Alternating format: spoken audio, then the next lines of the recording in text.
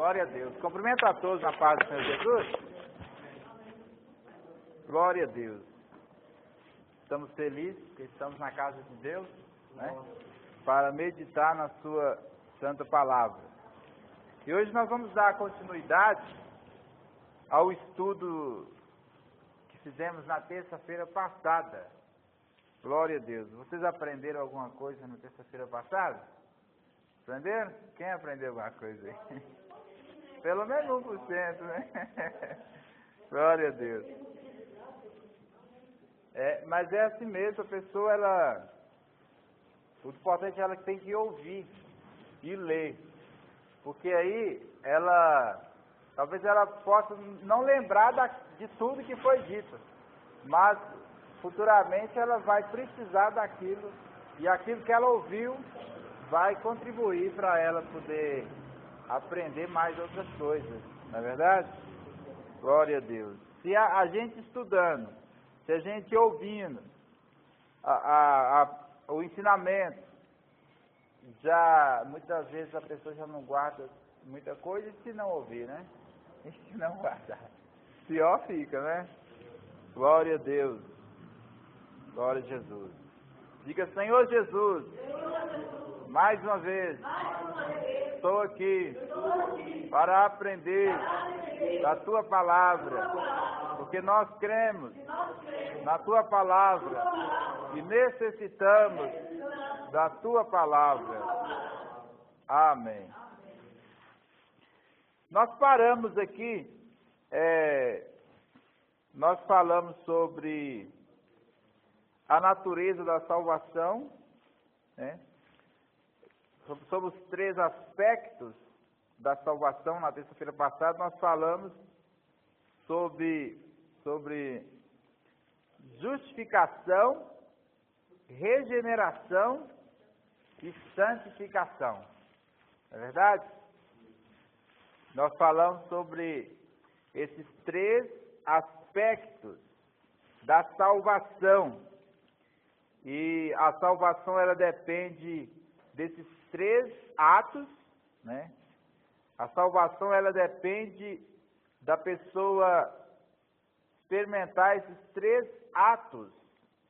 E nós vimos também na terça-feira passada que esses 3 atos, eles são simultâneos, ou seja, ele acontece no mesmo instante, mas também ele é progressivo.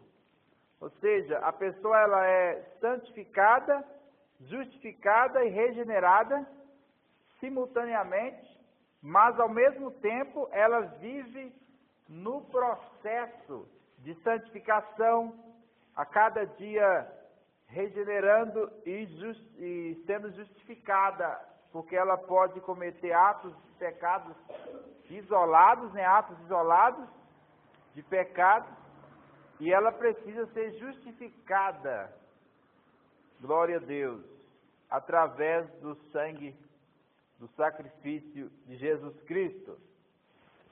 E nós vimos também que essa linguagem, essa tríplice distinção,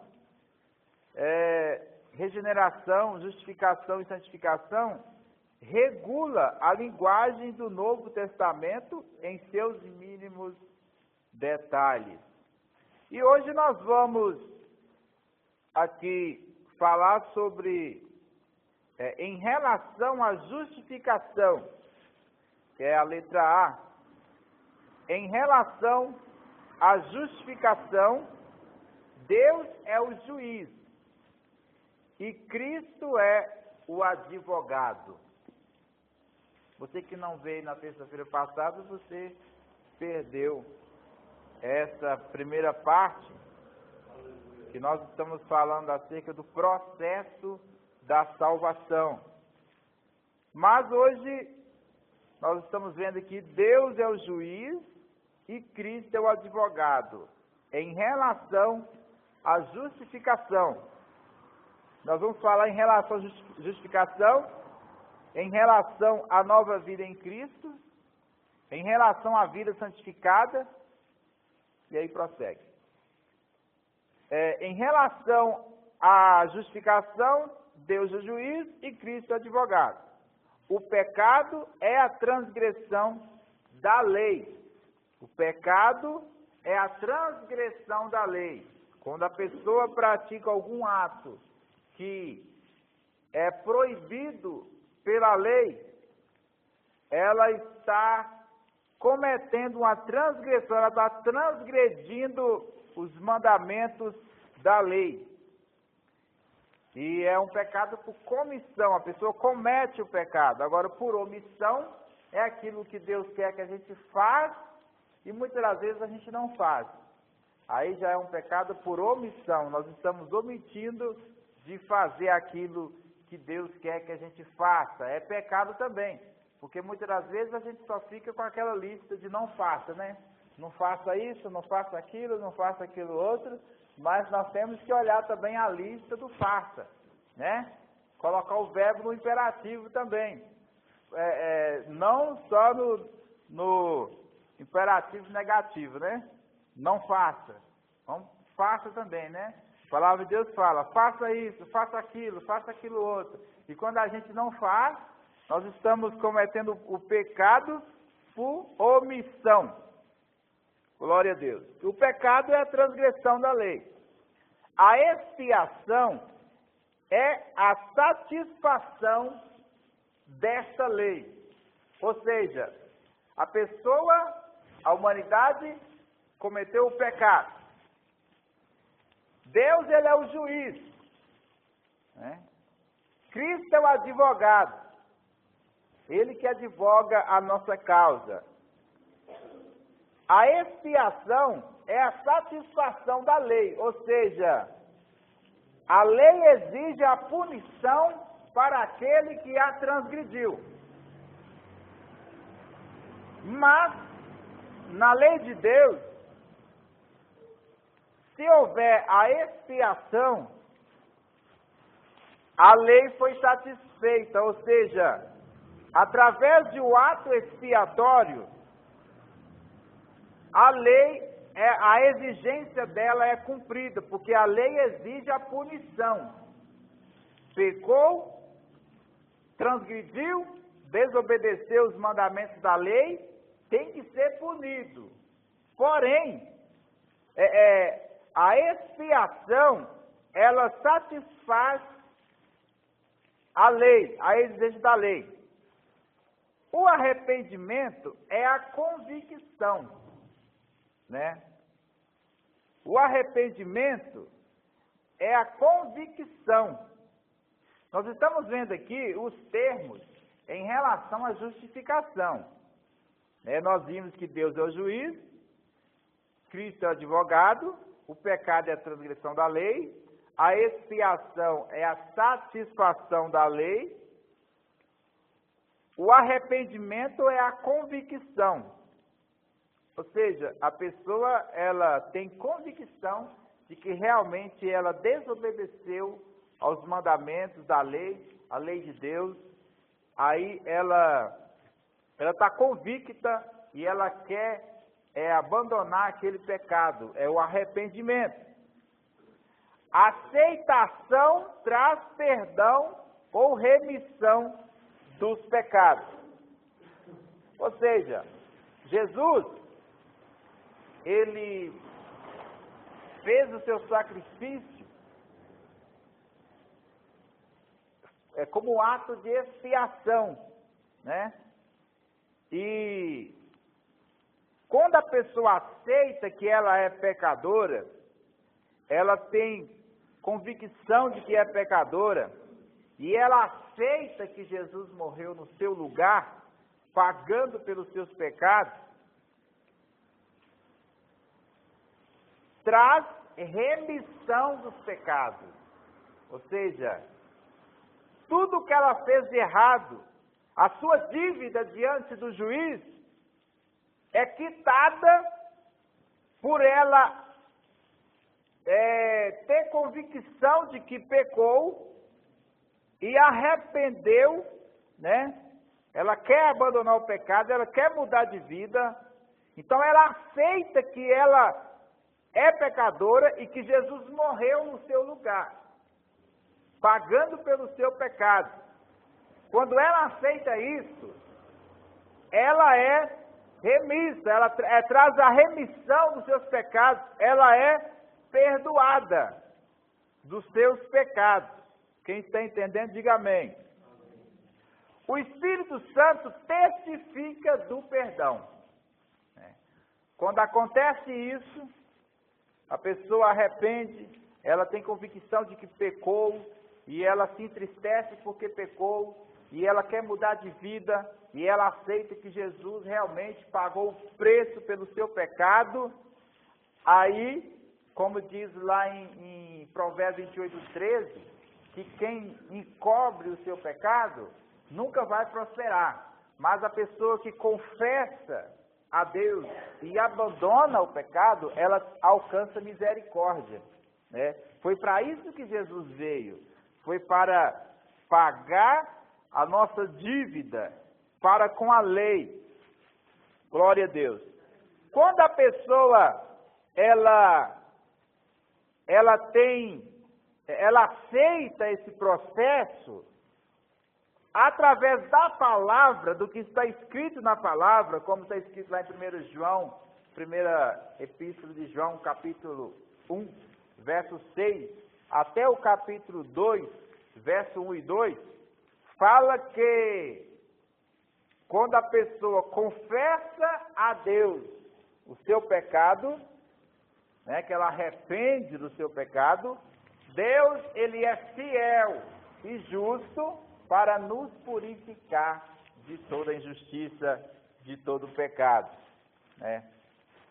E aí então o Espírito Santo, ele pega esses textos da palavra e traz convicção, ele testifica, ele dá testemunho ao coração da pessoa que ela realmente foi perdoada. Ela tem certeza que ela foi perdoada do seu pecado, porque Jesus recebeu a punição no lugar dela, e por ela ter confessado, reconhecido o seu erro, e confessado a Deus o seu pecado, e ter, a partir daí, uma disposição em abandonar o pecado, o Espírito Santo testifica no coração dela que por causa disso ela realmente foi perdoada. O Espírito Santo testifica, dá testemunho no coração da pessoa de que ela realmente foi perdoada. Ela não anda com a consciência pesada pelos atos do passado, porque ela não vive mais praticando aquilo. E ela acreditou na palavra de Deus, que aquele que arrepende, aquele que confessa a Deus e abandona o erro, ela é perdoada. Amém? E o Espírito Santo, ele fala ao coração da pessoa. E como diz Paulo aos Romanos, capítulo 8, nenhuma condenação há para os que estão em Cristo Jesus, que não anda segundo a carne, mas segundo o Espírito. Quer dizer, a pessoa está em Cristo, ela não anda segundo a carne. Carne significa a natureza pecadora. Que tem pessoas que falam assim, não, eu já estou em Cristo, eu aceitei Jesus, estou na igreja, tenho minha carteirinha, sou até obreiro, eu estou em Cristo, mas não é. Estar em Cristo é não andar segundo a carne. Lá fala, nenhuma condenação existe para aqueles que estão em Cristo Jesus, que não andam segundo a carne, segundo a natureza pecadora, né? Mas andam segundo a orientação do Espírito Santo, como diz também em 1 João, capítulo 2, verso 6, 1 João 2, verso 6, que quem diz que está em Cristo deve andar como ele andou. Amém? Quem diz que está em Jesus tem que andar em amor. Amor a Deus e amor ao próximo. E eu já li aqui, Evangelho de João, capítulo 14, versos 21 até o 24 ou 25, que a obediência é prova de que amamos, pode ser prova de que amamos a Deus, né? Então, se eu ando como Cristo andou, eu vou andar amando a Deus e amando as pessoas. E eu vou provar que eu amo a Deus, né, que eu preguei aqui sobre 3 segredos para ter a oração respondida. Quem está lembrado? Eu preguei aqui 3 segredos. E um dos segredos é amar, né? Amar a Deus e o próximo. E eu citei esse texto, né? Que a pessoa prova que ama a Deus obedecendo a sua palavra, né? Glória a Jesus. E provar que ama o próximo, né? Amar com atitude, e não só com palavras. A vida cristã exige obediência e o cumprimento da lei e da justiça é a sua perfeição. O povo traz confusão com esse negócio de que eu estou na graça e não estou na lei. Né? Mas você pode ver que Jesus ensinou mandamentos que são mandamentos da lei mosaica, né? Então por aí você vê que o povo traz muita confusão com isso. Mas aqui diz que a vida cristã exige obediência e o cumprimento da lei da justiça é a sua perfeição. Glória a Deus. Quem entendeu, diga amém. Então, só para recapitular, em relação à justificação, Deus é juiz e Cristo é advogado. O pecado é a transgressão da lei, a expiação é a satisfação da lei, o arrependimento é a convicção, a aceitação por parte do pecador, né? Traz perdão ou remissão dos pecados. O Espírito Santo testifica do perdão. A vida cristã exige obediência e o cumprimento da lei da justiça é a sua perfeição. Agora, em relação à nova vida em Cristo, nós vamos ver agora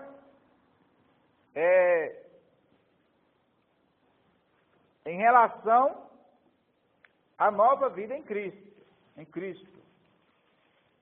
Em relação a essa nova vida, Deus é o Pai, aquele que gera, né? Cristo é o irmão mais velho e a vida. Veja bem, quem tem uma nova vida em Cristo, diga amém. Então, em relação a essa nova vida, Deus é o Pai, aquele que gera. Vamos ver aí em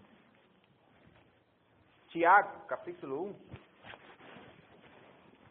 Me empresta. Tiago, capítulo 1.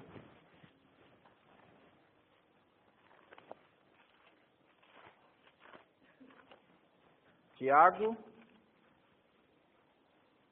capítulo 1.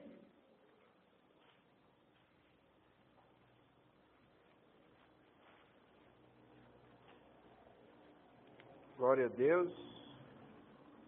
Glória a Deus.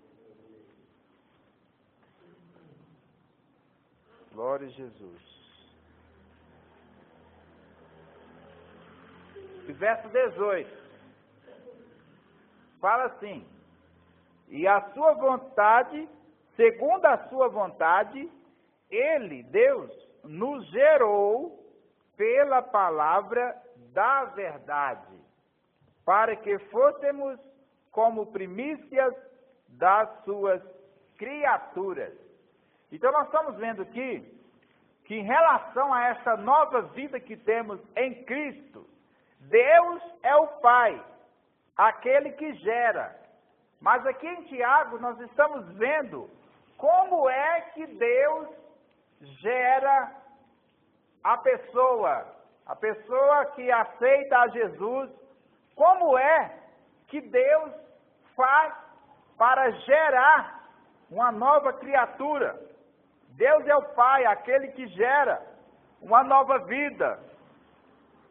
Tiago está falando aqui que, segundo a vontade dele, ele nos gerou para que fôssemos, né, como primícia das suas criaturas. Mas como que ele nos gerou? Pela palavra da verdade. Por isso que é muito importante a pessoa participar de ensinamentos, porque só vai haver nova vida se a pessoa entender a palavra e se submeter à palavra.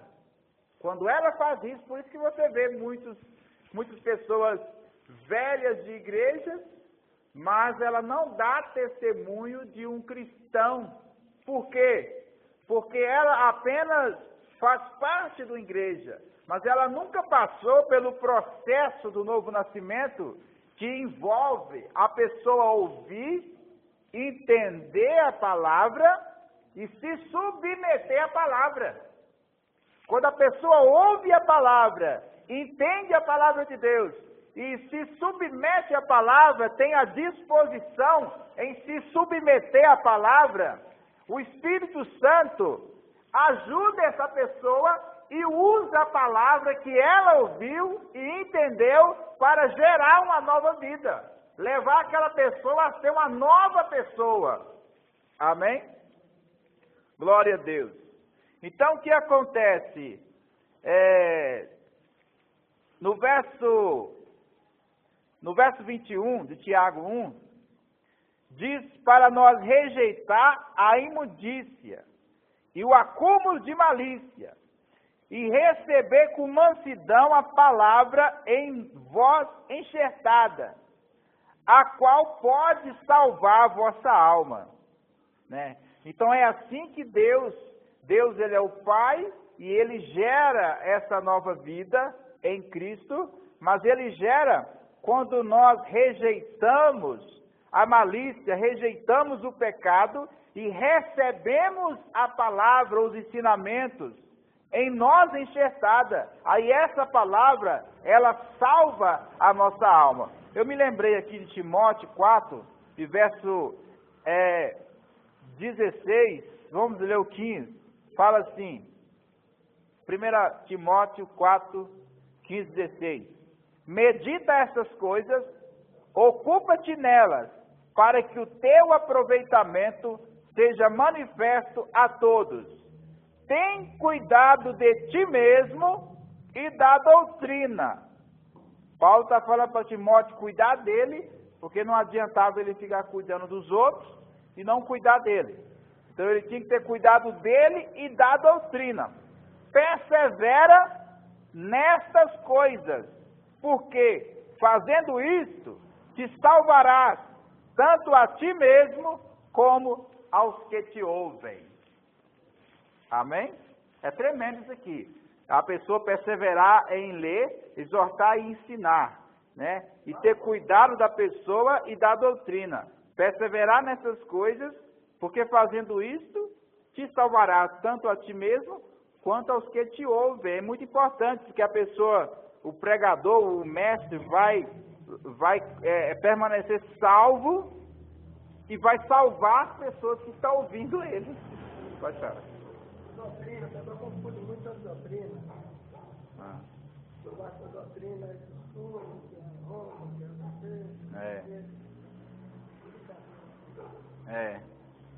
o irmão Zé Modesto está falando, é verdade. Muitas pessoas, às vezes eu até entendo, porque tem pessoas que detestam culto de ensinamento, embora não justifique.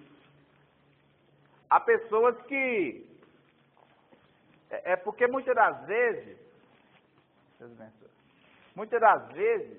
culto de doutrina, que fala culto de doutrina e ensinamento, não traz uma profundidade muitas das vezes, né?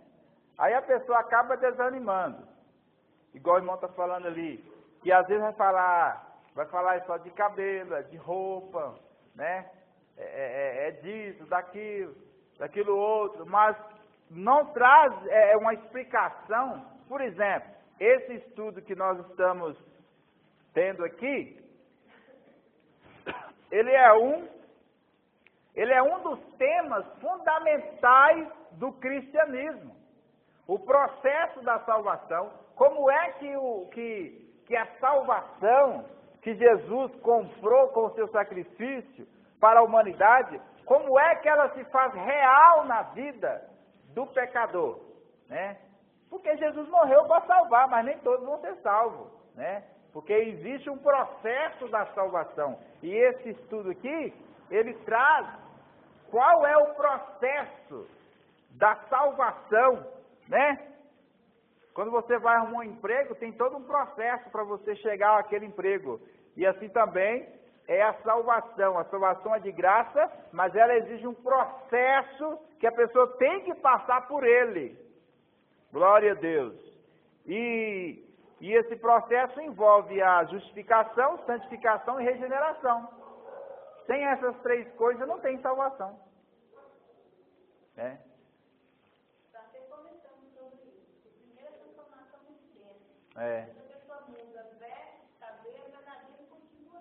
Não muda nada por dentro. Não teve a regeneração. Se convence o ser humano do pecado, a coisa do pecado é o próprio Espírito. A partir do momento que existe, eu acredito assim, existem fatores na vida das pessoas, irmão. Existem pessoas que transformam a vida deles num dia, da noite para o dia. O Espírito Santo de Deus transforma a vida da pessoa da noite para o dia. Existem pessoas que passam por um processo, às vezes até de um ano. Eu falo com experiência, aqui perto da minha casa, mesmo tem uma irmã, ela levou foi 2 anos para se libertar. Tanto com relação a veste, pintura, quantas são vaidades, melhor dizendo. Coisas que são vaidosas. E droga, ela era uma drogada, uma mulher que usava droga, e tudo, ela levou 2 anos, ela caiu endemoniada, da igreja ali, expulsava o demônio ali embora. E outra vez para a igreja, ela caiu oprimida de novo. Ela levou um processo de 2 anos para se libertar e ela passou. Depois que veio a libertação, ela passou a ser uma obreira da casa de Deus. Ela passou a servir o Senhor. E eu creio dessa forma, que o Espírito Santo de Deus, ele é o libertador. E a partir do momento que a pessoa abre o seu coração e dá lugar para o Espírito Santo, ele transforma a vida da pessoa. Ele convence a pessoa do erro do pecado. Agora veja bem, o Espírito Santo, ele que convence a pessoa que ela é pecadora, né? Só que tem um detalhe. Como é que o Espírito Santo convence, segundo a Bíblia, né? Porque nós vimos em Atos que quando o Espírito Santo ele veio, o primeiro discurso de Pedro, quase 3.000 pessoas foram convencidas, né? Foram convencidas de que Jesus realmente é o Filho de Deus. Mas como é que o Espírito Santo convenceu eles de que eles tinham matado Jesus, que é o Filho de Deus? Como é? Ele convenceu usando o seu vaso. Entendeu? Então, por isso que existem vasos do Espírito Santo, porque você não vai... como diz lá em Romanos 10, como pregarão se não for enviado? Né? Então, como as pessoas vão ouvir se não houver pregação? Então, quer dizer, resumindo o texto, só vai haver salvação se tiver alguém para pregar a salvação. Se não tiver ninguém para poder pregar a salvação, ninguém vai ser salvo. Por isso que Jesus falou para Paulo, né? Paulo, eu te escolhi para que você leve o meu nome aos reis e até aos confins da terra, para tirar os gentios das trevas, do poder de Satanás, e trazer para a luz. Então, como que ia acontecer isso? Como que os gentios iam ser salvos? Através de Deus usar Paulo, né? E também Cornélio é um bom exemplo.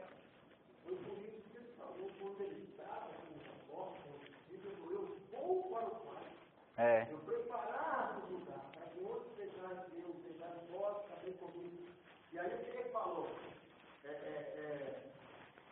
Mas enviarei o Consolador, que é o Espírito Santo. O Espírito Santo ele veio, agora veja bem. Mas ele enviou o Espírito Santo e deixou os designados apóstolos para pregar.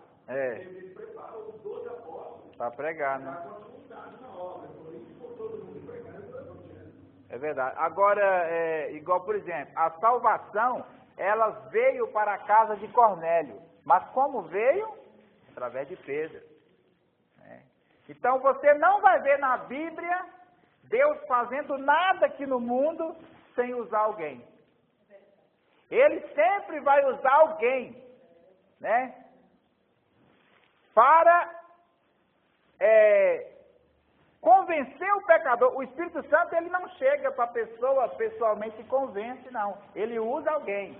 O Espírito Santo convence, mas ele convence usando alguém. Alguém abre a Bíblia, prega, ensina a pessoa, mostra a pessoa a verdade. Aí o Espírito Santo vai usando a fala da pessoa e vai iluminando a mente da outra pessoa.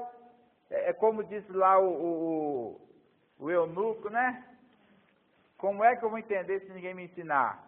Então, ali houve o entendimento e é isso que o Espírito Santo faz. Ele usa seus vasos para convencer.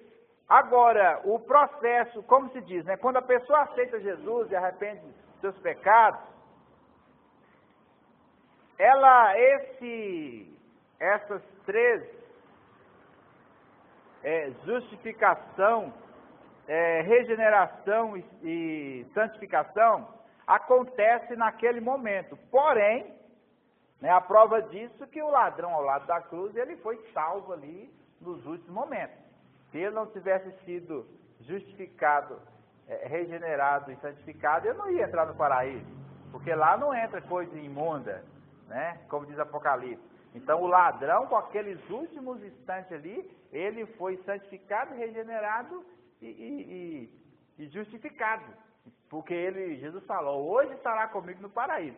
Então esse ato acontece simultaneamente, mas ao mesmo tempo, enquanto nós estivermos aqui na terra, nós estamos, como eu citei no início, por causa, como diz em Eclesiastes 7:20, que não há justo que faça justiça e nunca peque.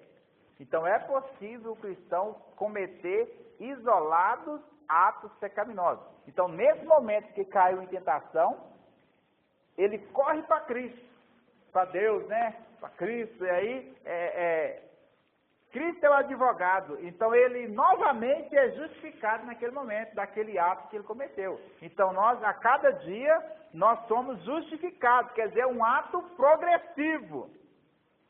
No caso da santificação dos de hoje, aquele que estava na cruz com o Senhor Jesus, foi na hora a santificação. Agora hoje, como você explicaria para nós que seria uma santificação? Você podia explanar mais? A santificação assim como a justificação, justificar é declarar justo. Quando a pessoa aceita Cristo, ela é declarada inocente, porque Jesus morreu por ela. Assim também a santificação e a regeneração acontece lá naquele momento que ela aceita Jesus. Mas todos esses três atos, eles são simultâneos, quer dizer, acontecem naquele momento, mas é progressivo, ou seja, continua acontecendo durante a vida da pessoa aqui, né? Durante a vida, porque muitas vezes quando fala em santificação, a pessoa pensa em ficar um dia de jejum, né? Ficar um dia de jejum e vir para o culto de oração. Mas santificação não é só isso. Santificação é você a cada dia alimentar a sua alma, o seu espírito, para que você tenha resistência à tentação e possa fugir da aparência do mal a cada dia. A cada instante você está fugindo do pecado. Você está, aquilo que você... Por exemplo, a pessoa vem num culto de ensinamento. Aí ela aprende, é por isso que tem que ter gente para ensinar. Aí ela aprende que ela está praticando certas coisas que é pecado. Aí ela vai embora e vai lutar contra aquele pecado, para abandonar aquilo. Ela está santificando. Porque santificar é fugir do pecado. Temor a Deus. Temor a Deus. A pessoa respeita a Deus. Eu não vou fazer isso da aparência do mal, né? Eu não vou fazer isso porque Deus não quer que eu faça, né? Aí ela vai fugir do pecado. Ela aprendeu, é por isso que o pregador que não confronta o pecado, ele está por fora. Esse é um ato de santificação. Santificação. O cristão, ele tem que santificar a todo momento. Todo momento. A sua vida, ele está sempre santificando. Todo momento. No momento que ele está fugindo dos pratos, Em todo momento da nossa vida, tem o diabo, ele vem trazendo os passos. Devagarzinho, mas vem. E você tem que estar sempre fugindo, como Jesus falou. Fugir da aparência do bom. Resistir o diabo e ele fugirá de nós. E Jesus falou para a gente estar em vigilância e oração para que a gente tenha força para dizer não para o pecado. Porque se a gente não estiver buscando a Deus em oração, jejum, leitura bíblica, a gente não tem força para fugir do pecado. Né? Como Jesus falou, o espírito está pronto, mas a carne é fraca. Na hora da tentação, ela quer dizer não, mas ela não vai conseguir, porque ela está fraca. Ela não está alimentando espiritualmente. Muita coisa da parte de Deus por causa da sabedoria e vigilância. Entendeu? Hoje mesmo, no meu emprego, aconteceu uma coisa, se eu não fosse uma pessoa sábia, se tivesse a sabedoria de Deus, eu tinha feito bobagem. Pois então. Eu estava vendendo um alimento, olha bem, eu estava vendendo um alimento, eu apresentei um alimento para vender. E a pessoa interessou em comprar. Mas na hora que o diabo usou a pessoa e falou assim, você não vende cachaça também, não? Não vende cachaça, outra coisa, não? Aí o que acontece? Eu estou dentro do meu local de trabalho. Se eu fosse confrontar com essa pessoa, eu fosse querer explicar a ela, entendeu? Claramente, entendeu? Ali o inimigo ia tirar proveito. Eu poderia ser envergonhado diante do adversário. Eu falei simplesmente com ele assim, eu falei assim, não, eu não vendo bebida não. Entendeu?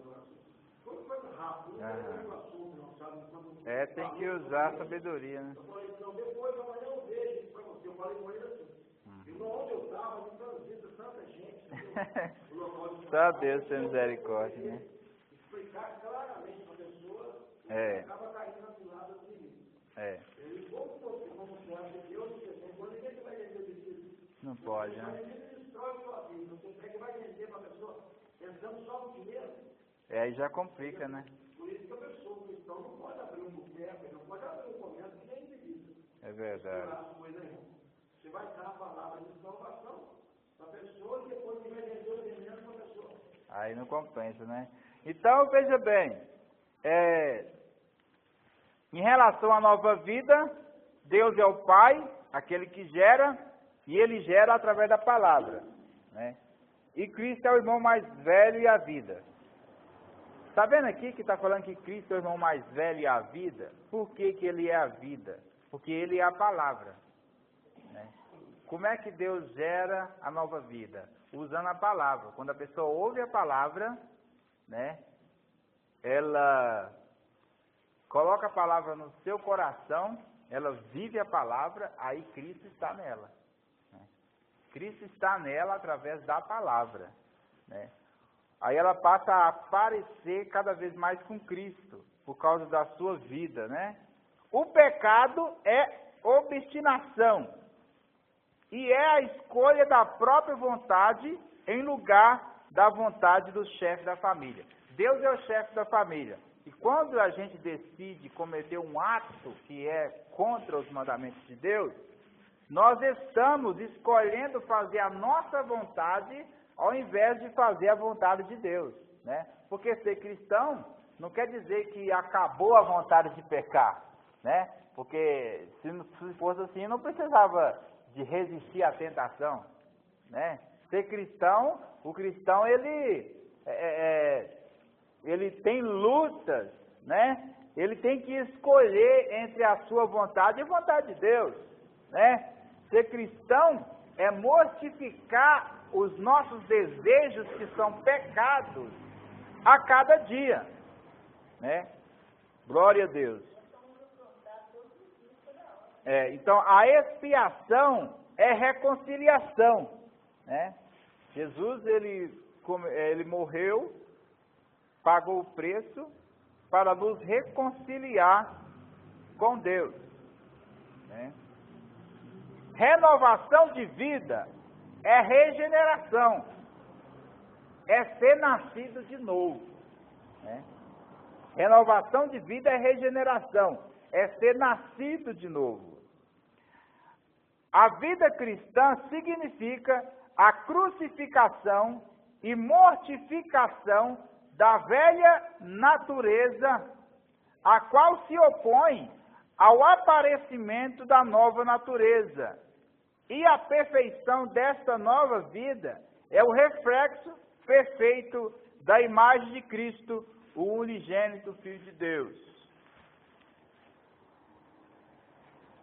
Glória a Deus. Então veja bem, a vida cristã, ser cristão, viver a vida cristã, significa a crucificação, ou seja, a mortificação, a negação, a rejeição, né, da velha natureza. Porque quando a Bíblia fala carne, não andei segundo a carne, carne ali significa a velha natureza, a carregada ali com seus maus desejos. Então, a vida cristã é a gente crucificar, rejeitar, lutar contra. E isso a gente vai conseguir vencer através da pessoa buscar o Espírito Santo, buscar conhecer a palavra, porque Jesus diz: errais por não conhecer as Escrituras. Então, muitas vezes a pessoa peca por não saber as Escrituras. Então, a pessoa ela deve lutar em jejum, em oração, ali buscando até mesmo o batismo com o Espírito Santo, para a alma dela, o espírito dela, ter força para dominar a velha natureza. E essa velha natureza, ela se opõe ao aparecimento da nova natureza, que é a natureza de Cristo. Quando a pessoa aceita Cristo, é implantado dentro dela a natureza de Deus. Aí essas duas naturezas, como diz Romanos 7, elas lutam, né, uma contra a outra. E Gálatas 5, né? Gálatas 5, do 16 ao 21, fala também da natureza da carne e as suas obras. Quiser anotar, Gálatas 5, 16 ao 21. E a partir do 22, você vai ver a natureza do Espírito, né? Então, essas duas naturezas, elas estão em constante briga dentro do ser humano. O ser humano, ele é o seu próprio inimigo. É uma guerra dentro da pessoa, e a pessoa vai vencer quando ela está sempre buscando a Deus, em jejum, em oração, buscando o batismo com o Espírito Santo, buscando o poder de Deus. Aí ela vai receber forças para poder dizer não para a velha natureza. É por isso que existe o verdadeiro desviar, ou seja, o famoso desviar. Fulano desviou. O que significa? Porque a velha natureza, ela se opõe ao aparecimento da nova natureza, né? Aí a pessoa descuida de estar na igreja, descuida de estar em reunião de oração, descuida de estar aprendendo as Escrituras, aí ela fraqueja, ela fica fraca, e a velha natureza domina a nova natureza. A velha natureza sobressai, matando, ou seja, ocultando ali, não deixando aparecer a nova natureza que faz a pessoa demonstrar esses frutos aí de Gálatas 5:22. Lê para mim, por favor.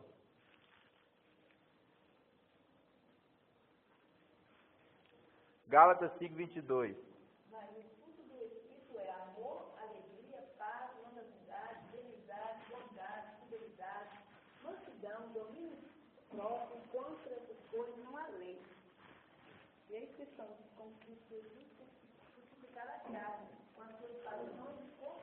Está vendo? Os que são de Cristo crucificaram a carne com as suas paixões e concupiscências. Então, a nova natureza traz isso aí, ó. É isso aí que é ser cristão. Você já pensou se todo mundo praticasse isso aí?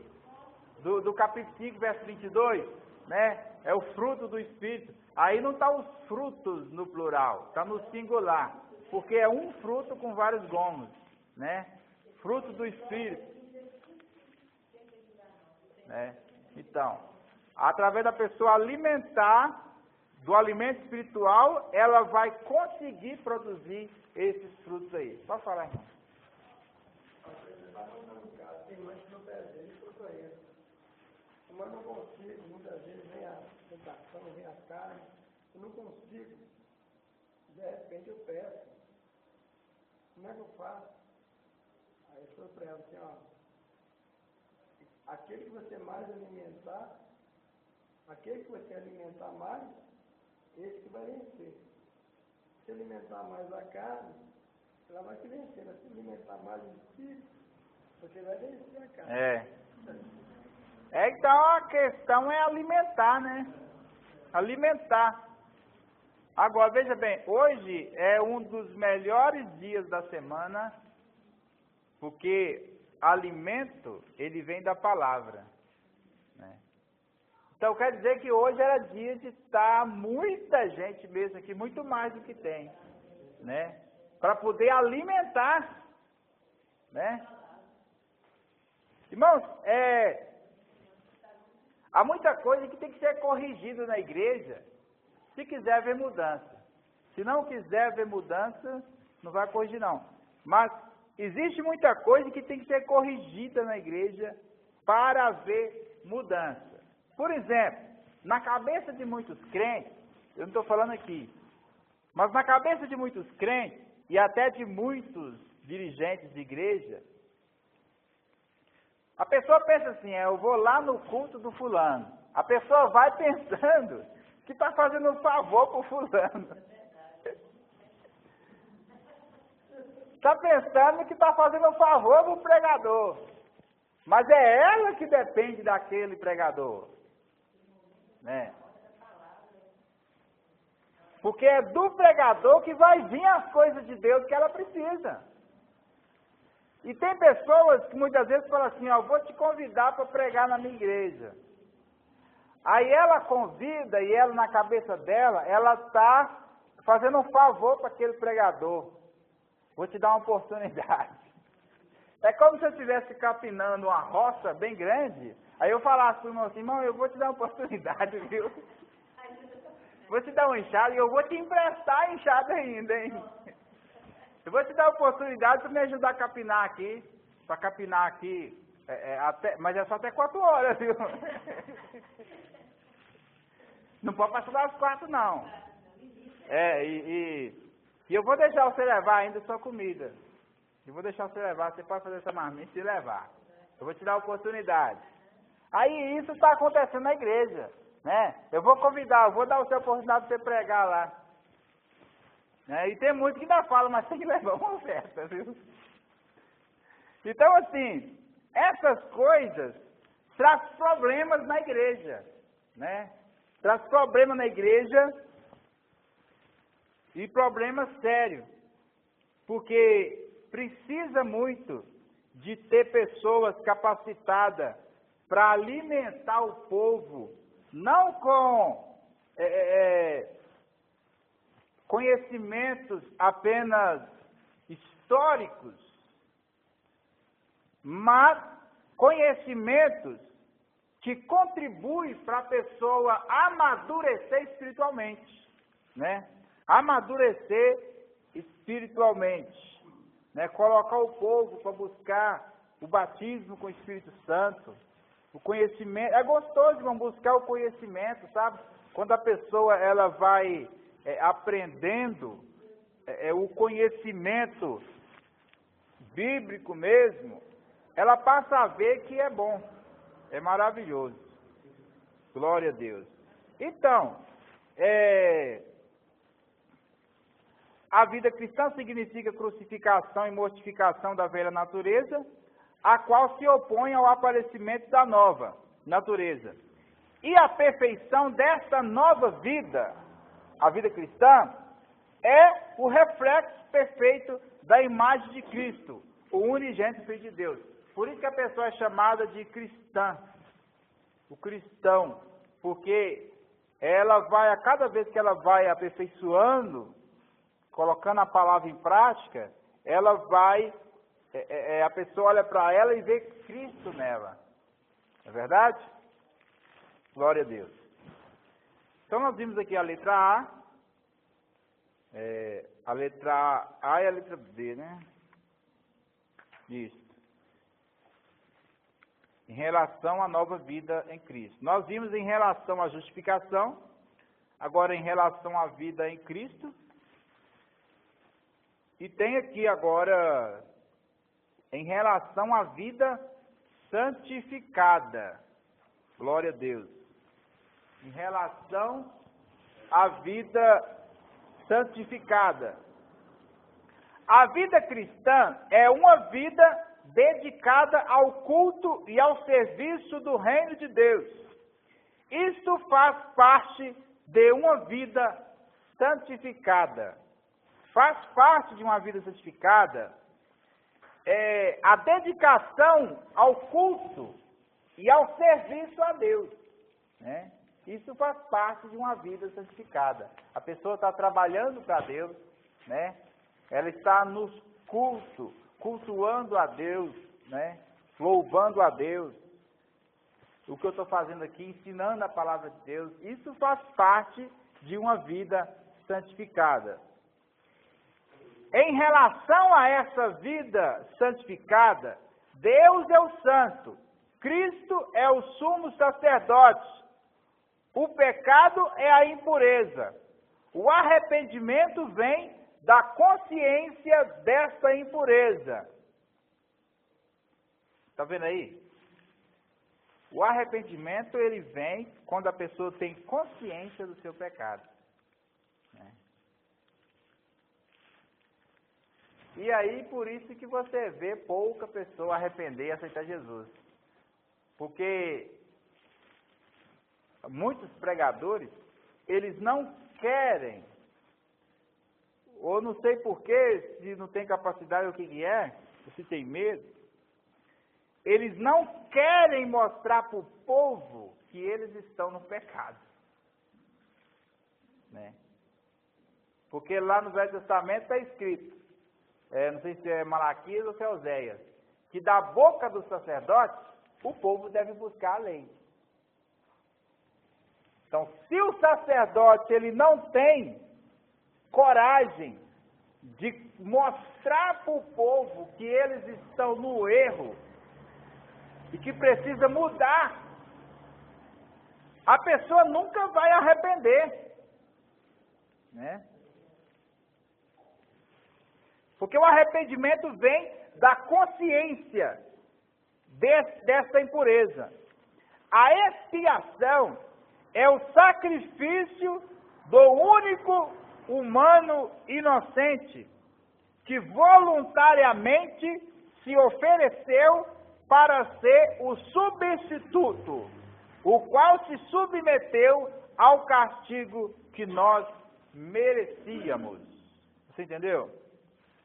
Eu vou ler aqui rapidamente sem parar.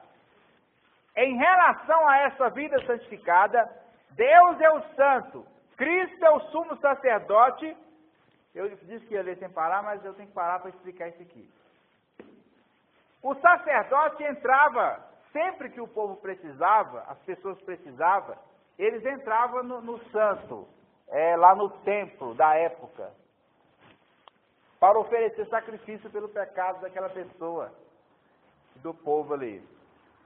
Mas o sumo sacerdote, uma vez por ano, ele entrava, vamos supor que aqui é o santo, então o sacerdote sempre, várias vezes no ano, entrava nesse repartimento. Aqui tinha um véu, que foi rasgado quando Cristo deu o brado na cruz de vitória. Daqui para cá, o santo dos santos.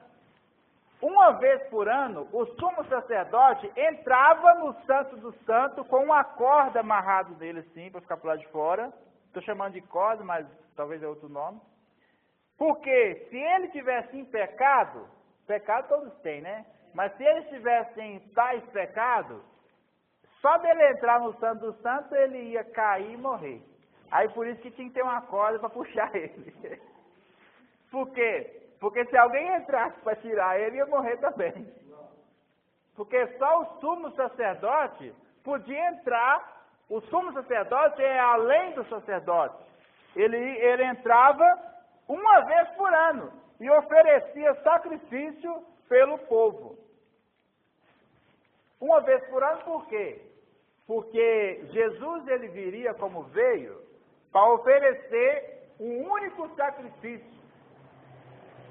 E não existe mais sacrifício pelo pecado. Por isso que ele entrava uma vez por ano só. O sacrifício dos sacrifícios. Né? Então, Jesus é o sumo sacerdote que faz expiação, oferece sacrifício pelo pecado do povo. Deus é o santo em relação à vida santificada.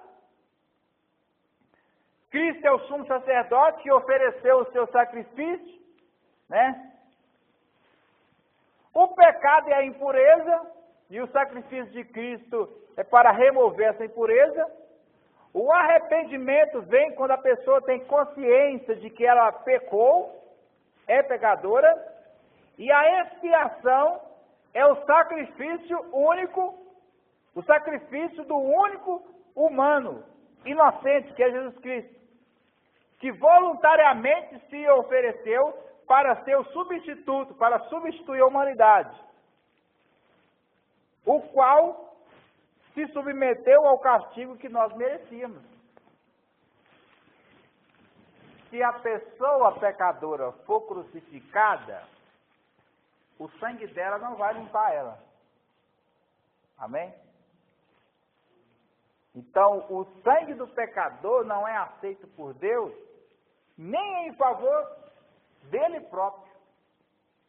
Mas Jesus, ele morreu, ele se submeteu ao sacrifício ali, realizando aquele sacrifício, sofrendo e morrendo da cruz, voluntariamente. Ele não devia nada, ele nunca pecou, ele nunca desobedeceu à lei de Deus. Então ele, sendo inocente, por causa disso, o sangue dele, o sacrifício dele é aceito em favor de todo mundo. Por causa da inocência dele, foi que Deus aceitou, porque outros também morreram na cruz. Muitos outros morreram na cruz. Não foi só Jesus que morreu crucificado. Os cristãos, em uma certa época, foram crucificados. Tem até o filme. Se você procurar lá no YouTube, coloca lá, Geraldo TT. Aí você vai encontrar o meu canal de vídeo. E você vai encontrar um filme que eu adicionei, que chama-se Espelho dos Mártires. Lá mostra o sofrimento, a perseguição feita à igreja do primeiro século até agora, aos dias atuais, em que eles, agora recentes, mataram cristãos e queimaram os vivos, né? Mataram eles, bateram neles e jogaram fogo, queimaram vivos. Então, foram muitos outros que morreram torturados. Igual na época da tal de Santa Inquisição. Mas o sacrifício de Jesus foi aceito por Cristo em favor, não do seu pecado, porque ele nunca pecou, mas em favor da humanidade, por causa da sua inocência. Amém? Glória a Deus. Então o sacrifício de Cristo substituiu todos os sacrifícios levíticos ou qualquer outro sacrifício que possa ser oferecido. Glória a Deus. Glória a Jesus. Quem acha que Jesus é o unigênito de Deus? Está com medo, tá bom? Eu vou fazer um estudo sobre isso aqui, tá? Mas eu estou achando que Jesus não é o unigênito, não. Ele já foi unigênito. Porque o unigênito é ser um, né? Unigênito. Mas depois que começou o novo nascimento, que pessoas que não eram filhas de Deus se tornam filhos de Deus, aí é que diz que Jesus é o irmão mais velho, né? Então, se ele é o irmão mais velho, como é que Deus só tem um filho? Jesus não é o unigênito mais, não. Ele é unigênito porque ele é o único da mesma natureza, né? Porém, nós estamos caminhando cada dia a nos tornar igual a Cristo, em termos de santificação. Quem entendeu, diga amém. O objetivo do Espírito Santo é levar os cristãos a ser igual a Cristo em santidade. Isso vai acontecer no arrebatamento da igreja. Amém? Que nós vamos ser livres de imperfeição. Filipenses capítulo 3, verso 21, fala isso. E 1 de João 3, verso 2. E 1 Coríntios 15, 51 a seguir. Então, cada dia nós estamos sendo cada vez mais transformados à imagem de Cristo. Então Deus não tem mais só um filho, Ele tem vários filhos. Nós somos filhos de Deus, sim ou não? Glória a Deus. Mas é uma história, é uma outra história, nós vamos deixar para outro dia.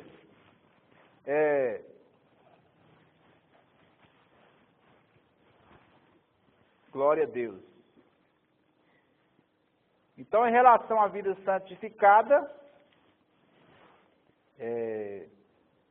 tem mais aqui. A vida cristã é a dedicação a Deus por meio da guarda dos seus mandamentos e trabalho constante no reino de Deus.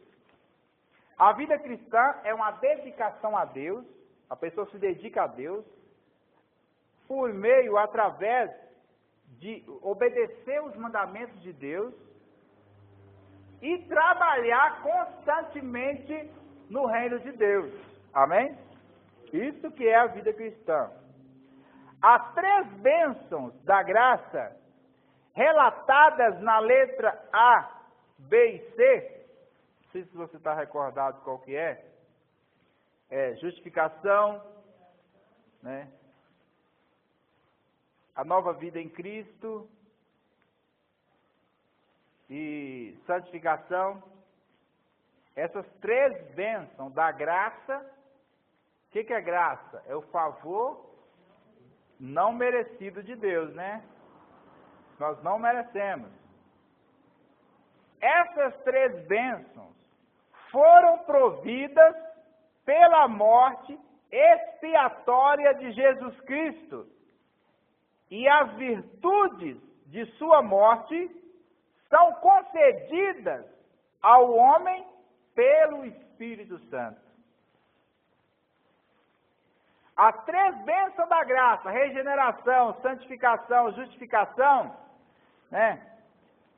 foram providas pela morte expiatória de Jesus Cristo. E as virtudes de sua morte são concedidas ao homem pelo Espírito Santo. É o Espírito Santo que concede à pessoa essas bênçãos, as virtudes provindas da morte de Cristo, porque foi uma morte que trouxe as bênçãos que o ser humano precisa para nascer de novo, para ser salvo. O Espírito Santo é que usa a palavra para entregar para a pessoa essa vitória. Observação: a morte de Jesus Nazareno tem virtudes devido sua inocência e a causa ou o objetivo de sua morte. Por que a morte de Jesus tem virtudes? Por causa da sua inocência. Ele era inocente. E por causa da causa da morte de Jesus. Qual foi a causa da morte de Jesus? substituir, né? Pagar o preço pelo pecado da humanidade. E o objetivo da morte de Jesus, tudo isso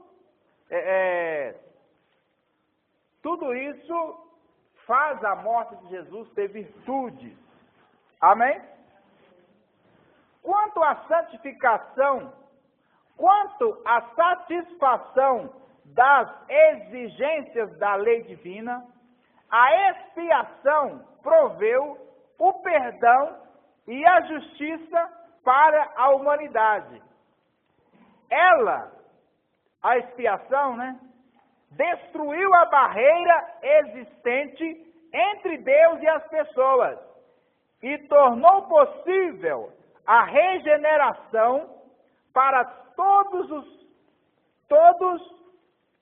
os crentes em Cristo. A expiação destruiu a barreira existente entre Deus e as pessoas e tornou possível a regeneração, a pessoa ter uma nova vida santa, tornou possível para todos os que creem em Cristo. Toda pessoa que crê em Cristo tem a possibilidade de ter uma nova vida, por causa da expiação.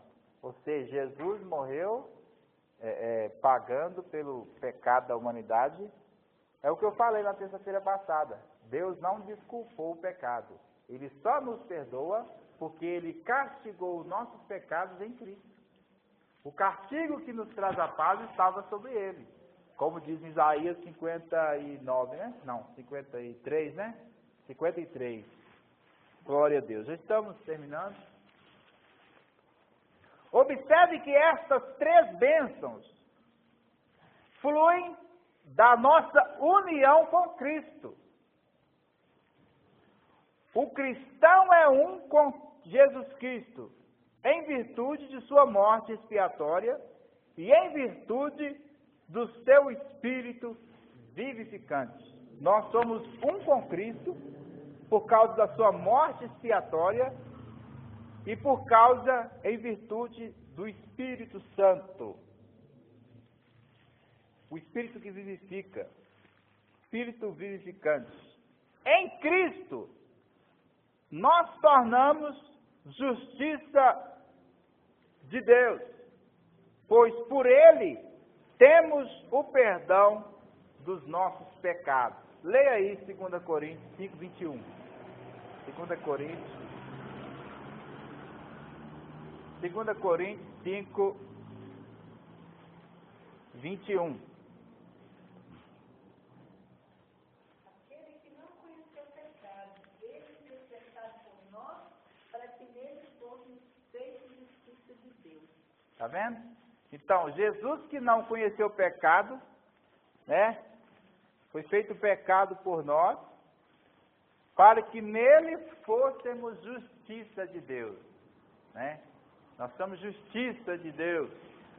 Agora Efésios 1, verso 7. Lê aí, irmão. Efésios 1, verso 7. Pode ler.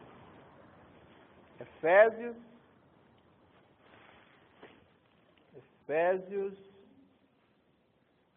capítulo 1. Aqui é Coríntios, né?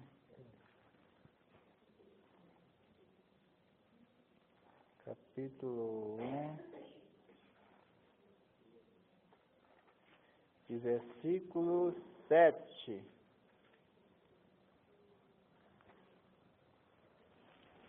Capítulo 1, verso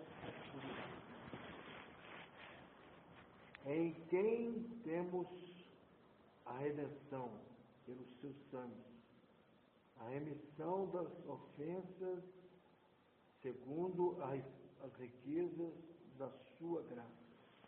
Está vendo aí? Em Cristo, nós temos a redenção, o perdão, né? Segundo a riqueza da sua graça, né? A graça de Deus, o favor de Deus é tão rico, tão grande, que em Cristo nós temos a redenção.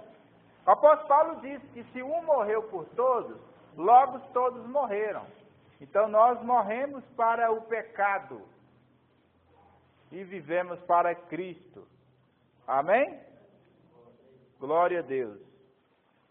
Nele, em Cristo, somos santificados, pois Ele é feito para nós santificação.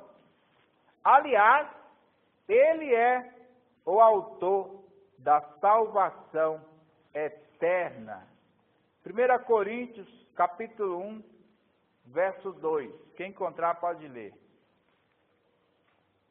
Primeira carta de Paulo aos Coríntios, capítulo 1, verso 2. Glória a Deus. Esse Deus está em Coríntios, aos santificados em Cristo Jesus, chamados para ser santo com todos os que todo lugar invoca o nome de nosso Senhor Jesus. Está vendo aí?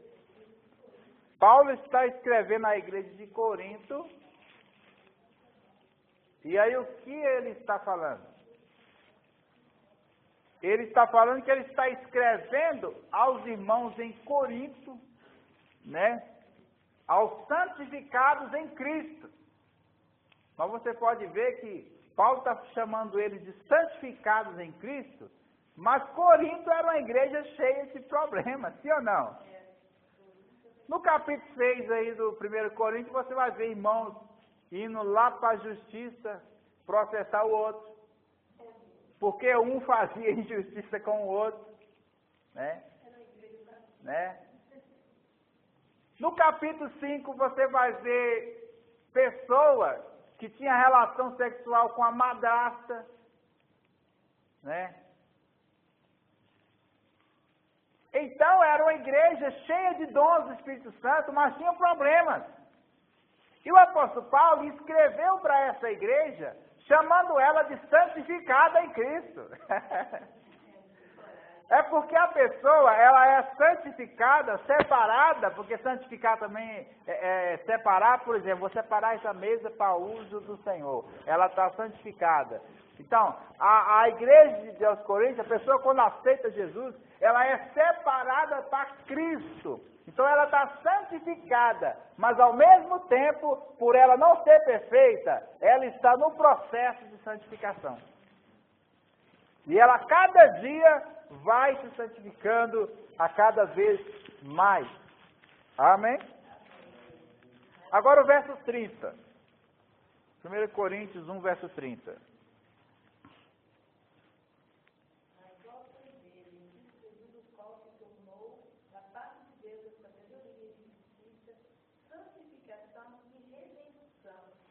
Está vendo? Nós somos de Cristo, né? Nós somos... Lê de novo, por favor. Mas vós sois dele, Cristo Jesus, o qual se nos tornou da parte de Deus, a sabedoria, justiça, santificação e redenção. Está vendo? Nós somos de Deus em Cristo. Fora de Cristo, nós não somos de Deus. Nós somos de Deus em Cristo. Continua, lê para mim, por favor. O qual? No qual se nos tornou da parte de Deus a sabedoria, a justiça, a santificação e a redenção. Está vendo? Então Cristo, tudo é isso. Cristo é isso tudo. Sabedoria.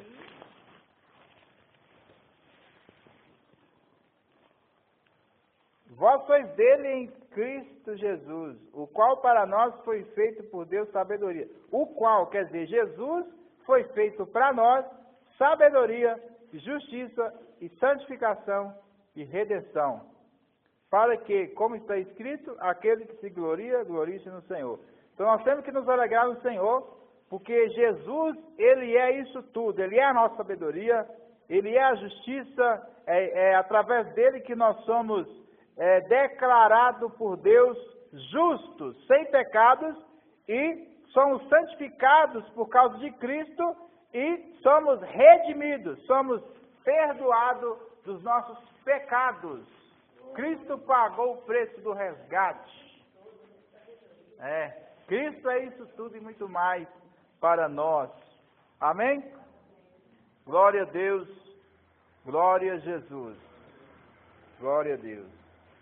Então nós vamos parar por aqui. E querendo Deus, na próxima terça-feira, nós vamos entrar no segundo tópico. Nós terminamos o primeiro tópico desse estudo acerca do processo da salvação. Nós vimos aqui sobre a justificação, santificação e regeneração, que abrangeu aqui o primeiro tópico. Agora, no segundo tópico, nós vamos falar sobre salvação eterna, externa e interna. É muito bom isso aqui, viu? Segundo tópico, salvação externa e interna. A salvação é tanto externa como interna, né? Aí tem a letra A, a letra B, a letra C, né? Aqui, depois, o segundo tópico ele é pequeno, sabe? No terceiro tópico nós vamos ver condições da salvação. Glória a Deus. Condições da salvação. Qual é a condição para a pessoa tomar posse da salvação? Glória a Deus. Subtópico, né? Subtópico. É segundo subtópico. Terceiro subtópico também. E no segundo tópico nós vamos falar sobre a justificação, vamos aprofundar mais. A natureza da justificação. Tem muita coisa aqui, viu? Se eu fosse você, não perderia o estudo, porque ainda que você não lembra de tudo que foi dito, mas é muito bom, porque é assim que você vai adquirir conhecimento. Se você não ouvir, se você não participar de estudos, se você não participar de ensinamento, você nunca vai conseguir adquirir o conhecimento. Hoje eu estou aqui ensinando vocês aqui, mas só Deus sabe o preço que eu já paguei para eu poder estar aqui hoje ensinando vocês, né? Foi muito tempo de estudo e muitos anos de estudo, glória a Deus, mas vale a pena porque a palavra de Deus é que traz a nossa vitória total, amém? Glória a Deus. Vamos fazer uma oração para que Deus continue nos abençoando. Grande Deus e eterno Pai, muito obrigado, Senhor, por mais esse estudo, ó Pai, desta noite, que a Tua palavra, Pai, possa reinar cada vez mais em nossas vidas, em nossos corações, e que através de nós, as Tuas palavras possam reinar nos nossos familiares, e em todos aqueles, ó Pai, com quem viermos a conviver, a ter contato, meu Deus, em nome de Jesus Cristo, quero entregar essas ovelhas nas Tuas mãos, que o Senhor possa continuar abençoando, até que chegue, ó Deus, ao objetivo máximo do Teu sacrifício, em nome de Jesus Cristo. Amém.